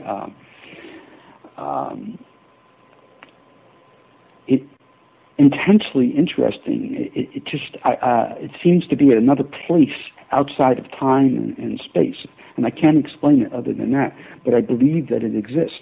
I just can't get my teeth into it. But I've seen examples, using myself as one example, where there seems to be another existence connected with me, but outside of time and space. It must have been an incredible culture chasm for you working in the armed services, and I would think that they're pretty much nuts and bolts kind of guys, and then to be dabbling in both these worlds. Yeah, that's one of the reasons I got out, formed the company, because actually the key reason was I wanted to study the UFO phenomenon. There's no license or venue within the Department of Defense to study UFOs. I don't want to go into all the background, but it isn't there, and I was intensely interested in it, and started using the military team to attack that problem, but I got my hands slapped eventually, and I said, this is pretty fascinating. I want to study it. And I have been for 20 years. Oh, yeah. You were probably going somewhere they didn't want you to... No, I was scaring them. I was scaring them, yeah. The best example is when we briefed the head of the Presidential Foreign Intelligence Board, who was a Nobel laureate, old staid stoic physicist. And he was briefed on the existence of our unit, which at any given time only 100 people could be briefed. It was top secret. He goes, his face turns ashen, his lips are purple and trembling. He's pointing to the briefing officer's book, Colonel Yakin, and says, I quote, "Man should not know this until he dies." Unquote. So what do you say to somebody like that? He said, "Well, sir, if you've got nothing else for me, I'll be on my way." And salute and turn around and go. Yes, I can believe that. Because you're scared. Everything that this person had a great box, a perfect box like we all do. Even language puts us into a box. Our words do, the way we use them. But this box was perfect. This is how the world works. This is how physics works. And we just suggested to him that, it doesn't. On the contrary, when Edward Teller, the father of the X-ray laser and the nuclear bomb, was briefed on this, he closes his eyes, rolls his head back in the chair, and doesn't move for 5 minutes. Opens his eyes back up and says, "Yes, it could be. It could be." It's a very, very different reaction. Well, there's a real scientist, someone with an open mind. So, big difference. I wish you didn't use it to create the H-bomb, though. Well, yes, anything can be misused, I suppose. Yeah, I think so. Another subject, I have a question from a foreign member of Futurama, and I'll just read this. The webbots have been picking up something very similar to your discontinuity, the wall, that is referred to in our webbot parlance as the data gap. Cliff High has observed an enormous drop-off in psychic bleed-through that he labeled as the data gap, which seems to be showing up in the data runs, manifesting early in 2013. Does the data gap, which the webbots have been consistently seeing over a span of many years, seem to you to be describing the same phenomenon that you have been picking up on and that you have called the discontinuity or the wall? And do you have any clearer idea as to what this discontinuity, the wall, is, and when? When does it show up?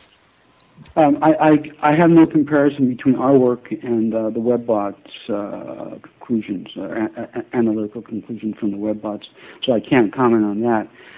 No, I don't have any more information on this discontinuity. I have some guesses. But they're only guesses because I think we're dealing with something that is esoteric in nature, and I can't get my teeth into it. I don't think there's any common denominator, anything in my thesaurus, my lexicon, my memory, to grasp what is going on at that point, which is one of the limitations that we have as remote viewers. It's similar to teaching children. If you ask a child to remote view, let's say, not even a child. Suppose I teach you the remote viewing, and I give you a blind target. You don't know what the target is, a training target. It happens to be a performance of the Bolshoi Ballet at a particular time, let's say in Prague at last night, and that's your target, that event. But you've never in your life experienced the color red, even though the color red exists as a pattern of information, and you are connected with that when you tune yourself into it. If you've never experienced it, there's no way for you to objectify it, because as you look at in a tachistoscopic sense, you're remote viewing the pattern of red of the curtains, but there's no data match for it. There's no match in your memory for anything like red because you've never experienced that color before. So the next best thing you could say, well, there's a curtain here and its color is light pink or light chartreuse or whatever color it is that you can best describe. Well, you think about the limitations we have experientially in terms of objectifying remote viewing information, just using a bicameral brain. Think of the problems we run into trying to grasp things like afterlife, the soul, God, those kinds of things. Even some of the technologies, to use that term loosely, that we've experienced on other planets. You can't do everything. Remember, this tool was created to gather as much technical intelligence information as quickly as possible, period. That's what the tool was used and developed for. It's evolved a little bit beyond that, and it's much better in its use, but that's still what we do. Okay, yes, and it does a very good job for what it was designed to do. Another question from Futurama refers to soul harvesters. I guess that's a reference to an alien spacefarer group that comes down to Earth and sucks up most or all of the souls from Earth to take them off somewhere else. Are you familiar at all with that concept? I've never heard the term used out there, but I'm familiar with it in terms of what happened on Mars. There was a civilization on Mars a long time ago, and Mars underwent extreme violent climate changes. It essentially lost its atmosphere. And when that happened, the remnants of the civilization were somehow, it's spooky stuff, but there were silver vessels that came in to the neighborhood of Mars where these people were dying, holed up, and they were somehow, their vital essence was sucked out of them and jarred up. So I take it for what it's worth. Okay. I don't know what they were reinstalled in, although we've seen some funny things having to do with the Mayans. The Mayan blood types are very interesting. We think there was an experiment with the early Mayans at one point, but all that stuff gets obscured, if not obtuse. Okay, thank you, Ed. That's I could spend hours talking to you, but let me throw it over to Green Meadow. She has some questions for you. I'd like to go back to 2012. Do you have any explanation for the discontinuity around 2012? Has this remained stable, or has it changed in character over time? No, I didn't peg the discontinuity, that term that we use, in lack of a better term, to 2012. I never pegged that or connected those two. So what is the discontinuity? For us, it's a huge global thing that affects everybody on Earth, and it appears to be esoteric in nature. In other words, it doesn't involve necessarily any energy that we're aware of, but it's also a block beyond which remote viewers can't obtain any information, or around which we cannot. So that's all I can say about it. It's beyond. Some things are unfathomable. The human mind is pretty puny, and mine is, at least. My ego's gone after doing this for 25 years. I can't get my arms around that whatever that is. Is there any time frame for it? Nope. Future. That's all. 2050 is our guess, something like that. That's when it ends? We don't know. Huh. Okay. We don't know. We just know there's a point we ran up against this wall where we can't extract any more information. And that's all I can say. Is there a temporal marker before it? No. If you could think of the idea of and it's just an idea of the rapture, the Christian idea of rapture. Rapture is not a term that's used in the Bible, but lots of Christians use it. That kind of idea, that's as close as I could get to what we're calling the discontinuity. It's just a good analogy, that's all. Cliff has been talking about unknown energies from space impacting people, the planet, everything. Could it have any relation to that? I don't know. Thank you. Pleasure. We're talking with Major Ed Dames from LearnRV.com. His last book was Tell Me What You See. That's Ed Dames from LearnRV.com. Ed, because you mentioned the rapture, what do you think of, obviously there's a lot of information, but there's a lot of disinformation on the topic of ascension and the current times that a lot of people might be ascending. What is your take based on remote viewing, or maybe just your speculation? I don't know. I do not know. For one thing, of course we've attempted this many times to. We know that I believe that souls are real because we can perceive this essence leaving people's body when they die. So we know there's something there, the ka, the ba, the soul, and but we can't connect where it goes. We're very familiar with worlds like a lot of the so-called dark matter in the universe are big worlds that we can't see visually, but they exist, and there are life forms on them, a lot of them, and they're very different in terms of the way their society looks, and we think these are reincarnated people. That's just a guess, that they're reincarnated people. Who have died somewhere and they've been reinstalled in other vehicles somewhere else, and these worlds are those.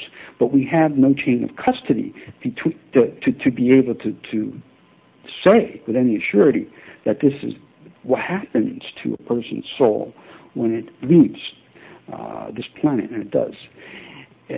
Because there's no way to comprehend for us in our mind's eye what is happening after this soul departs, leaves, this essence leaves.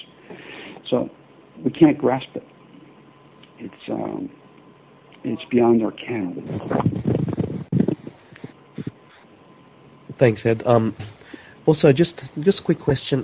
Obviously, you were in a group of remote viewers in your current era. Obviously, Lynn Buchanan, Joseph McMonigal, and Paul Smith. So with these remote viewers, I guess they have some of them have slightly differing views of the future. I mean, I think Lynn Buchanan does see a massive die-off in the future, but Ingo Swann didn't see that much, but he did speculate that there'd been an Arctic ice shelf collapse, which would be quite catastrophic by itself.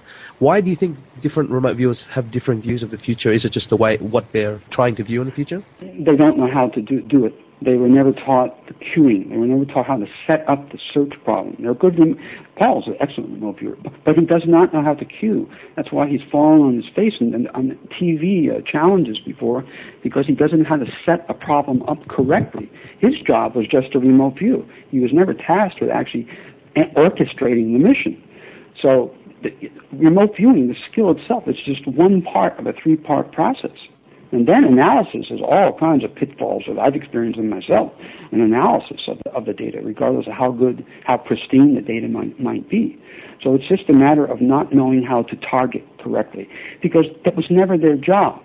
They did not get involved in this process until they saw there was money to be made, because I was making money as a business, and some of them, I hired the best and the brightest. I hired them all. And eventually I trained the civilians. They're far more technically correct. Many of my civilian students are now teachers themselves.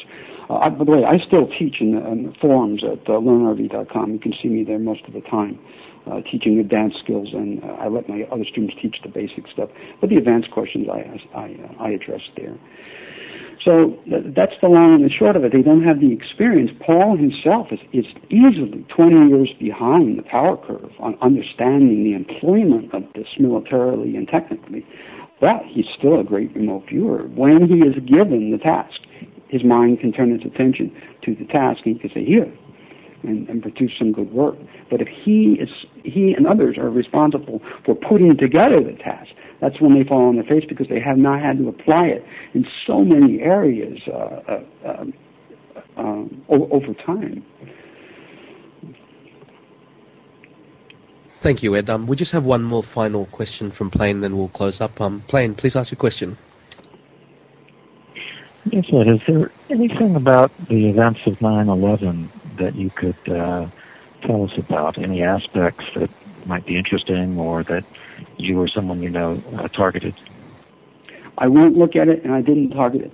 I don't want to know. I'll tell you. Let me just give you a little background about why I said that statement. Jim Mars, the writer, asked me and Mel Riley once to remote view the JFK assassination, because Mars wrote a book on it, studied it. And long story short, there was a flechette fired from the front of the vehicle, which went through the Adam's apple of JFK, the President of the United States. And I know of only 2 laboratories in the U.S. that could make something like that and have installed it in that car. And I won't go into tell you who owns them. They're government laboratories, assassination devices like that. But that's in addition to the high velocity rounds, the heavy caliber round that he took from outside the vehicle. So in other words, he was assassinated, and I was dumbfounded. I just could not believe what I had just remote viewed, that somebody within the government, obviously, had the audacity to kill the President of the United States. We know who now, but I'm not going to mention him on air. That's why the FBI records were sealed for 99 years, because, well, that's another story. And so, for about a day, I was dazed. I just walked around. I just could not believe that my government, somebody in the government, high levels, occurred 2 people at high levels, would engineer the demise of the President of the United States. That's how naive I was at the time. I was super naive. So when 9/11 happened and I started to hear these conspiracy theorists, so-called, talk about what went down, I harked back to that moment in time, in that remote viewing session that Mel and I did. And I said, man, I don't want to see this. I don't want to know, because if I had not been exposed to that JFK event, I would have said, there's no way. These conspiracy theorists are not, I don't care what they put together. It's like man didn't land on the moon, that kind of stuff like that. But now, I just don't want to know. I don't want to see. So I'm going to keep my ostrich head in the sand on that one. There's some things I just don't want to know. Well, I guess then maybe your doom has a limit. It's not as much on. You're more willing to see the kill shot than something political. I just trusted. I was just not. It's two different things, apples and oranges there. And one is man-engineered event, and good and evil is there, and the other is pure geophysics, and which is indifferent to how anybody perceives, what's happening. Okay, well, thanks. I appreciate that. Pleasure. Thank you, Paul.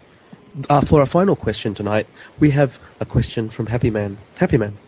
Yes, Ed. You say you draw on the matrix, one global mind. Do you think that all humanity will connect with it at some point, as in a unity of consciousness? Is that possible? Well, everybody's already connected with it. They have to achieve unity themselves as individuals, but they're already connected.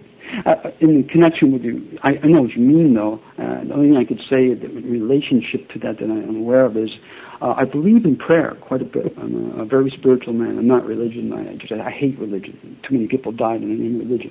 But I perceive myself as very spiritual. I like that to mainline to my Creator, my spiritual Father, if you will. I like that connection that I've been developing over the years. And I think that prayer is very, very powerful and very effective. And I think that a certain threshold value with a certain number of individuals acting in consort, could really do some effect or facilitate some big things. And you know what I mean.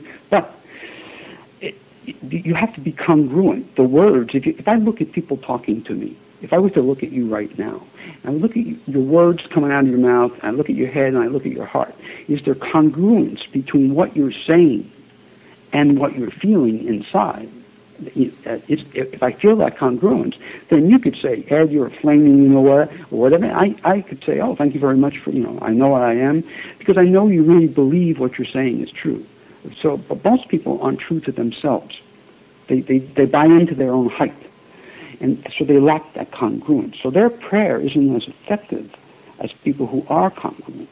I can expand upon that, but I don't think I have to with you. So I just don't think that there will ever be a time in the next 2,000 years on this planet when you're going to have one global happy family that doesn't buy into their own hype. Right now we're doing anything but that. We're destroying the very garden that we live in. I was holding out for the best. Yeah, well, don't. And just for yourself, though. Just for yourself, because you can't change anybody else. You can change yourself. In fact, this idea of evolution, it's all bullshit. Evolution is no evolution. If you look back to the times of Vlad the Impaler and all that, they couldn't hold a candle to what the Tonton Macoute and others are doing in modern day. So there's no evolution. But a human individual within a human individual lifespan, I truly believe can evolve. I honestly believe this.